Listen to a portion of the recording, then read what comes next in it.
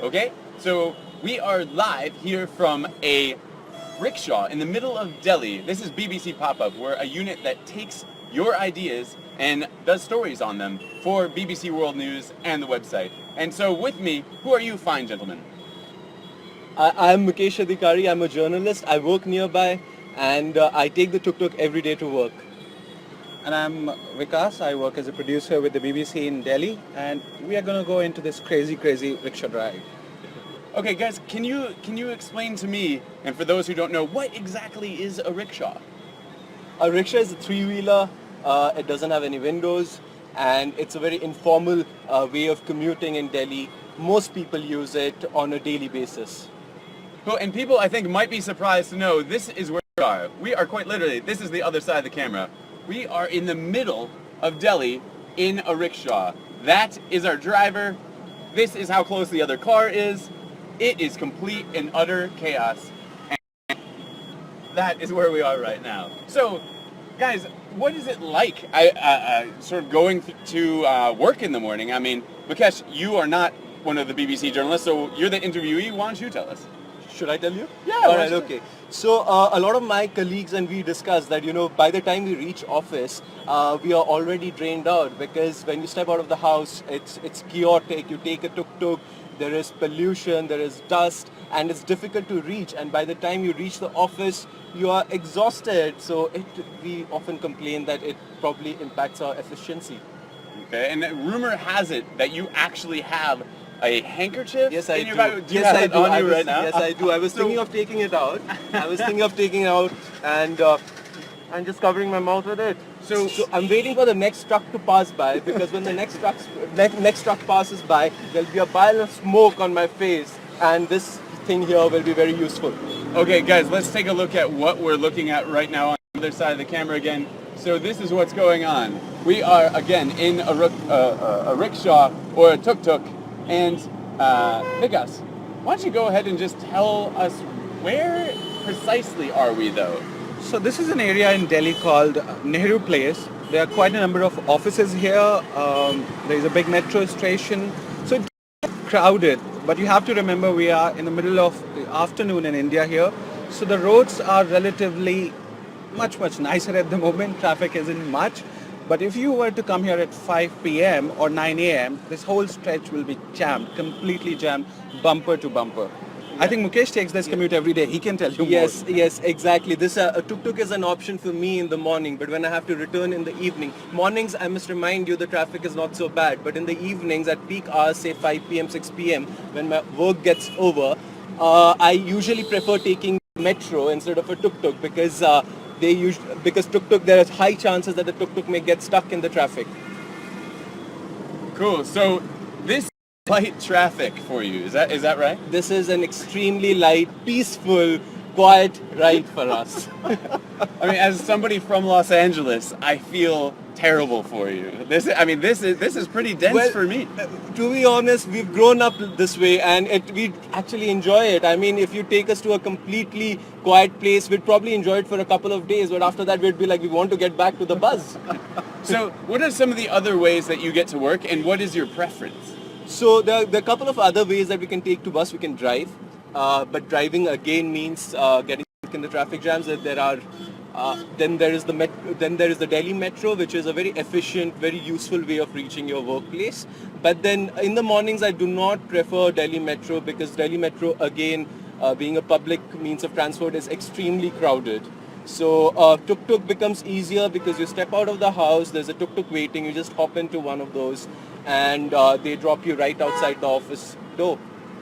So you already talked a bit about your handkerchief and the need for that. Well, people have said, and certainly I've experienced a little bit, that the pollution is quite bad here, and you have to sort of take precautions in order to deal with it. So what is your experience like? What is the pollution actually like in Delhi? Is it really that bad? I've been reading a lot about pollution. It's a huge concern. They say it's worse than Beijing, and which makes it the most polluted city in the world. And the government have grown very conscious of it. The court had asked the government to take certain measures a few months ago to curb pollution. and due to which the government decided to start something called odd and even policy, of which means that only either odd or even numbered cars will be allowed on a particular day.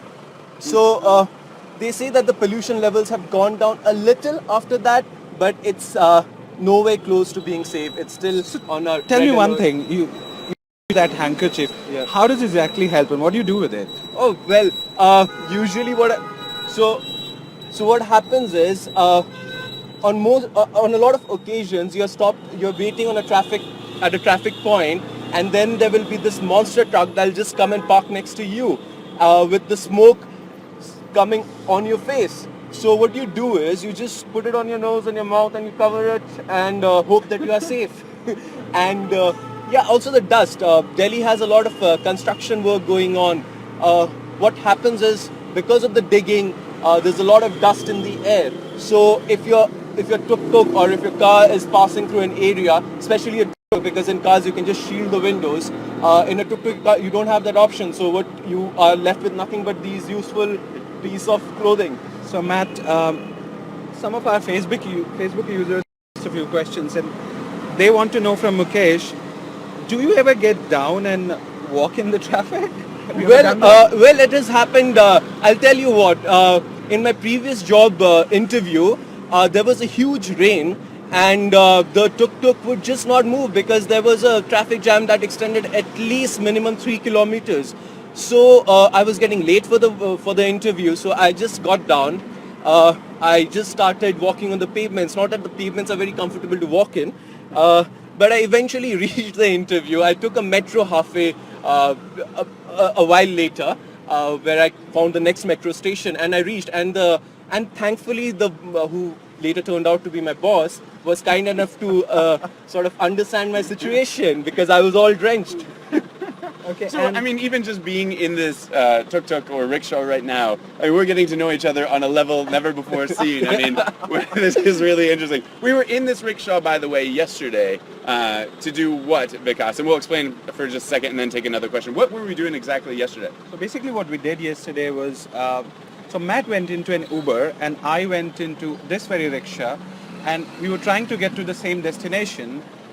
And the end result was that Matt lost. He doesn't agree. He says I cheated, but He it was cheated somehow. I'm no, not no, sure it how wasn't. that happened, but Cheaters, I'm- cheaters. Well, if you say I cheated, you need to give some proof, which is in there. Yeah. He's just saying somehow I cheated, which is not the case. What simply happened, the tuk-tuk driver knew the destination inside out, and he knew a few by lanes, which the Uber driver did not, because he was relying on GPS.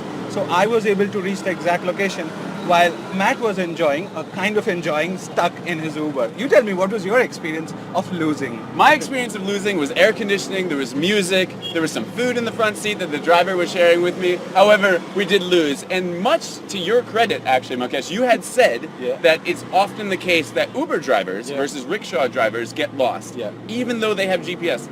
Before we take another question, last thing I want to know is why? So why does that happen? Why is it so hard for somebody with GPS to get around Delhi? It's someone with the GPS to get around Delhi. Even if you have your own car and you're using a GPS to reach a destination, it becomes very difficult beyond a point. Why? Because there are really narrow lanes in Delhi. There are shortcuts that take you to the main road. There are small alleys that there are diversions from the main road, which cab guys who inexperienced cab guys may not necessarily know. Compare that to a tuk-tuk driver who has been riding in the city for 10 years, 15 years. They know the whole city in and out, and nobody knows the city better than them. And that's the reason why you lost the race yesterday. And that's why you lost, Matt. You have your reason now. But I lost in air conditioning. And I just pointed that out. Okay, if you want, That's I'll let you have that one. Okay, So, again, please do send in your questions for either passengers or our driver, who is driving the rickshaw right now. He was the driver who won the race yesterday. So please send them in, and we'll feed them over to some of the passengers. So what do we have, Vikas? So John Isaac is asking where we are exactly. So as I said before, we are in an area called Nehru Place in Delhi, and Anne wants to know what a tuk-tuk is. So I think I'll let you, Matt, Explain, because you have been going around seeing this tuk-tuk. So you tell us, how do you see tuk-tuk and what exactly it is? So a tuk-tuk, from what I understand, This is an outsider's perspective. This is an outsider's perspective. Yes. So a tuk-tuk, aka a rickshaw or an auto rickshaw or autos as they call them here in India, it's basically a small little form of transport, right? That can weave in and out of traffic, get you to the places faster that you want to go. It's maybe two different motorcycles combined in terms of width. It's not very wide at all. It has a roof here. There's a roof sort of over us right now. Quite a few there you can show. There are quite a few of us. Here in Delhi and in other parts of India, from what I understand, the colors of the tuk-tuks are always green and yellow. Is that right, guys? Are they always green and yellow? So, and you see a lot of these throughout Asia and other countries that I've visited. And the only downside is that you might get a little bit of pollution in your mouth, and you might get a little warm in the summertime. I mean, what was the temperature here in the middle of the summer last year, guys? And what was it like traveling in a rickshaw or tuk-tuk? It was about 45, 46 degrees Celsius, if I'm right. It is difficult at that time of the year. This, let me remind you, is the beginning of the summers. So temperatures are likely to soar in the next couple of months. What you need to do when you're taking a tuk-tuk in the summers is it's a must thing that you carry a bottle of water, and because you're likely to get dehydrated. Let me also to add, because the land is so hot that there'll be hot air blowing on your face all the time. So you can also, again, the handkerchief comes to use, you cover your face, wrap it up with a scarf or a handkerchief so that you can sort of deal with the heat. Okay, I mean, it does feel a little like we've opened the door to an oven. Even right now, it's not even sort of, the heat's not at its worst, even of the day. Yesterday seemed a bit warm, actually, compared to today. And honestly, it feels like we opened an oven door a little bit, and that's the air coming onto our face. Again, we're getting to know each other really well inside this sweltering. So, do we have some more questions coming in? Yes, a couple of really funny questions and serious ones. So I'll go to the funny ones first. So Myron wants to know, are there horses instead of rickshaws? And he's saying he prefers horses. What do you have to say to that, Mukesh? Well, I'd love a horse too. I mean, what better way than reaching your office in a horse? You probably have a kingdom on your to yourself. And the next question, I'll go to Matt. Walter Collins wants to know, how does it smell like, or is it a good smell? It's funny because I said in the video that we ran yesterday that it was slightly smelly. I think we were in just a strange neighborhood.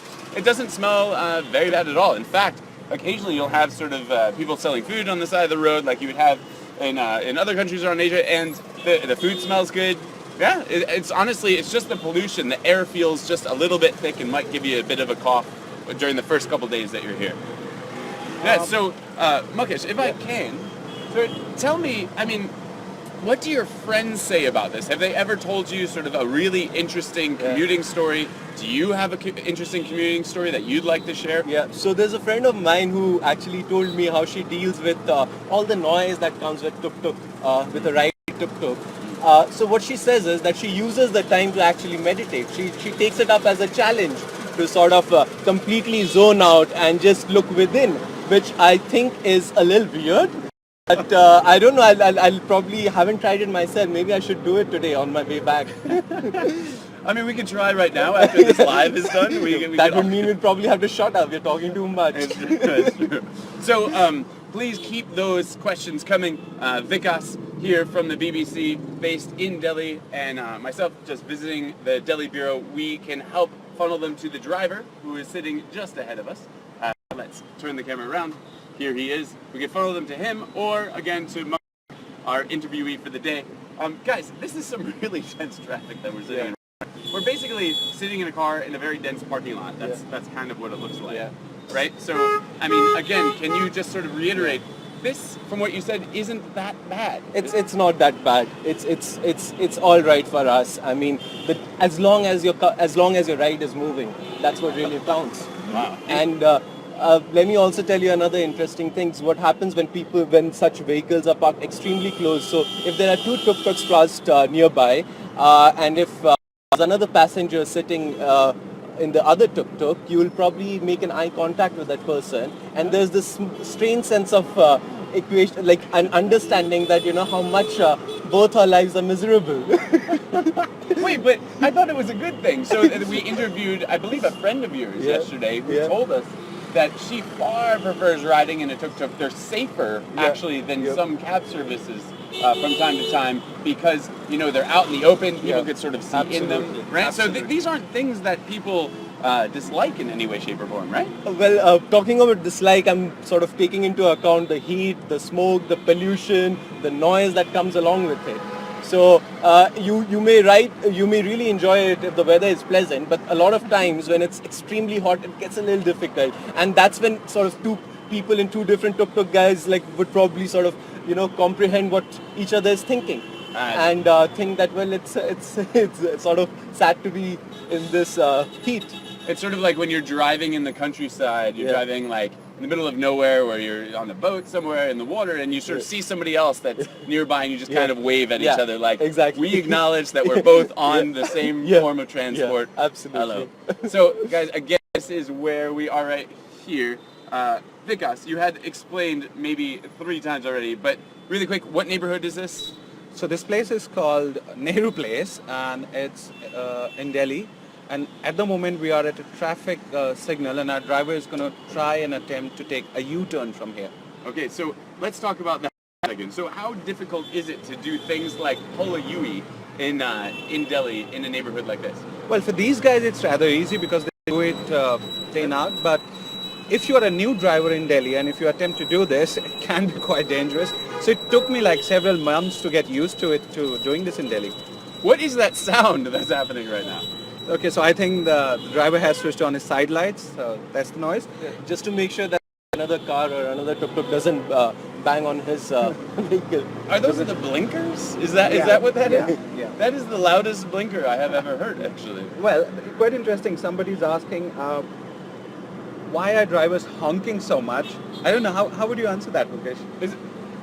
Oh yeah, go for it. Yeah, can you repeat the question? One user is asking why drivers are honking so much. Well, it's a problem it's a complaint that even I have. A lot of times, a lot of drivers it does not make sense when they honk so much because they see a car waiting in a traffic point, yet they are in such hurry to sort of go ahead that they keep honking. It's absolutely annoying. It's absolutely annoying. I have another take on this. I think quite often when you are stuck in traffic and it's just not moving and there is very little to do, so people just keep honking. At least something is happening in their car. I don't know. Maybe it's a way to take out frustration. I don't know. But yeah, it is a big problem. If you are in an open auto rickshaw, you can go deaf with all the horns that are going around you. Let me draw your attention to a much more serious issue because of really high traffic situation in Delhi, a lot of ambulance struggle to sort of move ahead.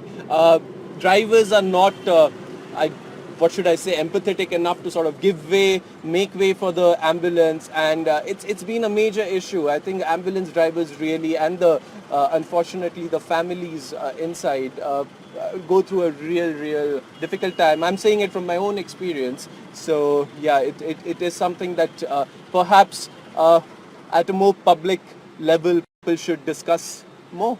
So there are transportation challenges in India. From what I have seen, obviously we had a flyover disaster happen recently.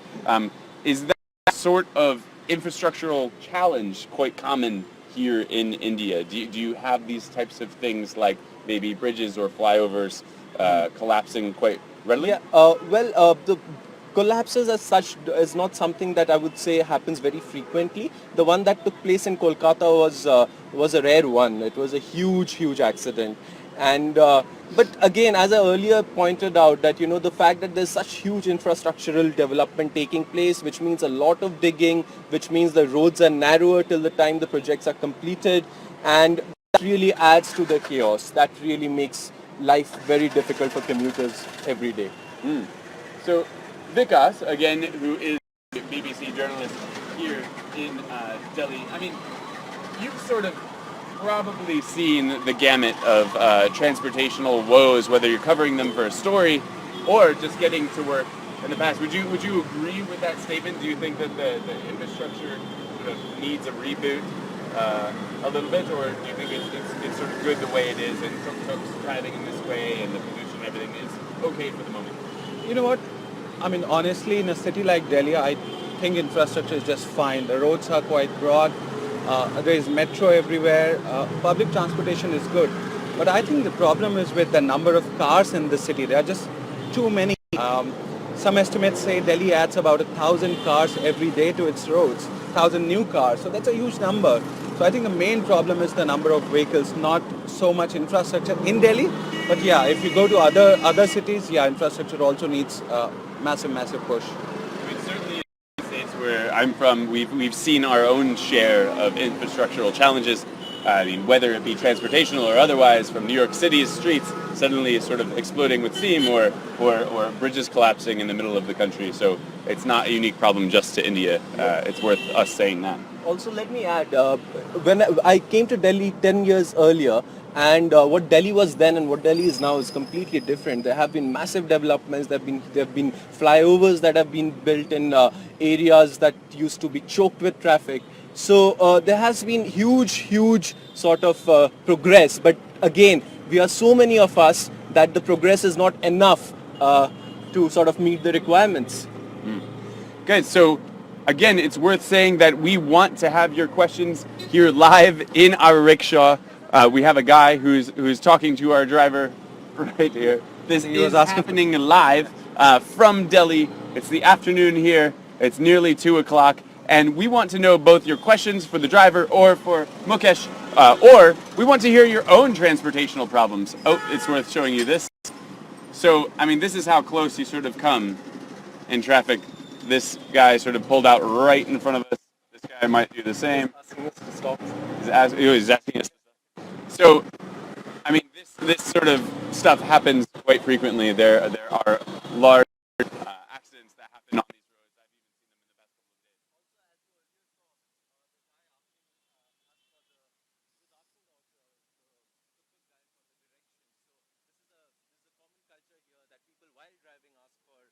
even seen them in the past It's something that's slightly on the riskier side, because a lot of times bikers also do that, and I don't think so they should be trying their luck. Wait, you don't think bikers Should be riding and asking for directions, because you're talking to another person while you're riding, so that's slightly tricky. Yeah, exactly. That's what exactly happened earlier. So let's talk about bikes really quick before we look to another question. I mean, these guys are whizzing past us sometimes without helmets on. We have motorcycles all around us, but also bicycles just weaving in and out of traffic. I mean, what is it like? Do you see motorcycle accidents quite often here, or do they usually just sort of weave in and out of traffic safely like the tuk-tuks? Motorcycle accidents, I think, are by far more common than car accidents. I do not have the stats to sort of prove it, but I think it's more common than car accidents. It especially happens on the way to on the big highways that take you outside Delhi to towns like Noida and Gurgaon. So there are these big D&D flyovers, and which makes it very dangerous for bike riders. Cool. So I will say that there are also a large number of people who are walking in the streets right alongside our car, like we have here. I mean, why does that happen?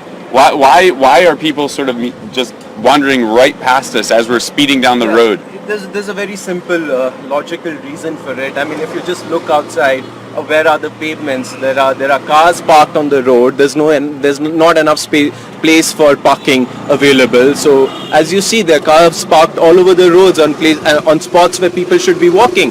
Hence, the people do not have any option, but they come out on the road, slowing down the traffic behind them.